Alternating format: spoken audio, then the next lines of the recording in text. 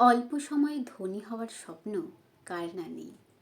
তাই মানুষ অল্প সময়ে ধনী হওয়ার জন্য কঠোর পরিশ্রম করে থাকে। কথায় বলে, যারা কঠোর পরিশ্রম করে তারা সবাই সফলতা পায়। কিন্তু বাস্তবে কি তাই হয়?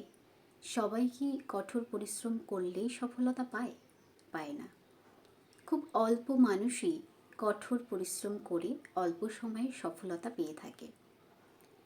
অল্প সময়ের সফলতা পেতে গেলে আমাদের কি কি করণীয়, আসুন জেনে নিই। 1. অল্প সময়ের সাফল্য পেতে গেলে সবার আগে আমাদের টার্গেট বা লক্ষ্য স্থির করে নিতে হবে। অর্থাৎ আমরা কোথায় পৌঁছাতে চাইছি সেটা আগে ঠিক করে নিতে হবে। 2. এরপর সেই লক্ষ্যে পৌঁছানোর জন্য আপনাকে সঠিক পরিকল্পনা করে নিতে হবে। 3. কঠোর পরিশ্রমের পাশাপাশি অবশ্যই আপনার জীবনযাত্রায় কিছু পরিবর্তন আনতে হবে।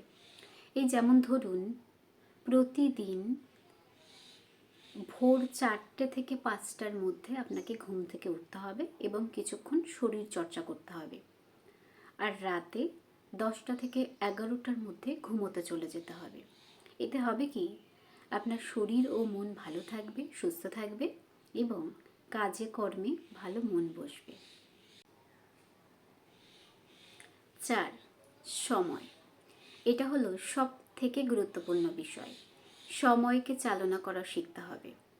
1 ঘন্টা সময় আপনি নির্দ্বিধায় নাক ডেকে ঘুমিয়ে কাটিয়ে দিতেও পারেন, আবার ওই 1 ঘন্টা সময়েই আপনি বিশ্বজয়ের পরিকল্পনা করতে পারেন। সময়টাকে কিভাবে কাজে লাগাবেন সেটা সম্পূর্ণ আপনাকে নিজেকেই ঠিক করতে হবে। আপনি যত সময়কে কাজে লাগাতে পারবেন, আপনি তত তাড়াতাড়ি সাফল্য পাবেন। 5.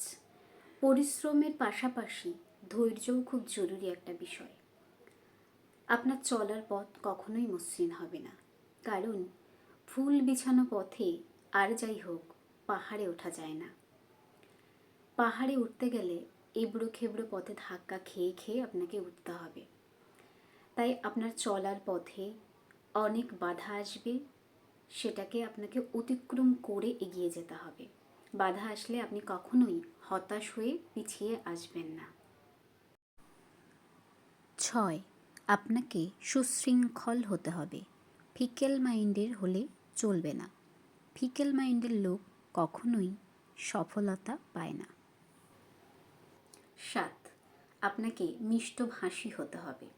কথায় বলে, কথায় বিষ আবার কথায় নির্বিষ। যারা অন্যকে কটু কথা বলে, যারা অন্যের সঙ্গে কটু ব্যবহার করে, তারা কখনোই সফলতা পায় না। জীবনে সবসময়ই ব্যর্থ হয়, কারণ তাদের ব্যবহারে মানুষ আঘাতপ্রাপ্ত হয়।